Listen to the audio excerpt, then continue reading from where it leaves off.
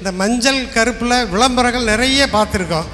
இப்போ இந்த அபரிதமான வளர்ச்சிக்கு அந்த சுவர் விளம்பரங்கள் காரணமா இல்லை உங்களது அன்பான ஒரு உபசரிப்பு காரணமா என்பதை நீங்கள்.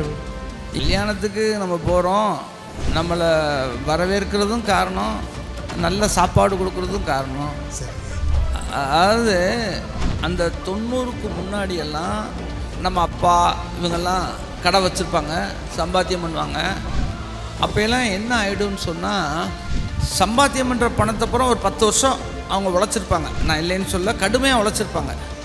அதுக்கப்புறம் சம்பாத்தியம் பண்ணுற பணத்தை பூரா கடையிலேருந்து எடுக்கத்தான் செய்வாங்க. வீடு கட்டுறேன், கல்யாணம் பண்ணுறேன், மகளுக்கு சடங்கு பண்ணுறேன், மகளுக்கு கல்யாணம் பண்ணுறேன், கார் வாங்குகிறேன், இப்படி இதையெல்லாம் நாங்கள் மாற்றுறோம்.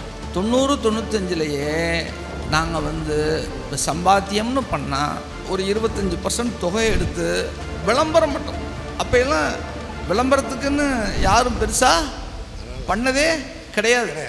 அடிப்படையில் நம்ம வியாபாரத்தில் இருக்கக்கூடிய நம்ம என்ன செய்யணும், ரைட்டு நம்ம இதுக்கு செய்யணும், இது தேவை அப்படிங்கிறத முடிவெடுத்து அந்த பிராண்ட் பில்டிங்கில் அன்னையிலேருந்து நாங்கள் கான்சன்ட்ரேட் பண்ணுறோம். அன்னைக்கு ஒரு அளவு பண்ணோம், அடுத்தடுத்து அந்த அதுலேயும் பரிணாம வளர்ச்சி.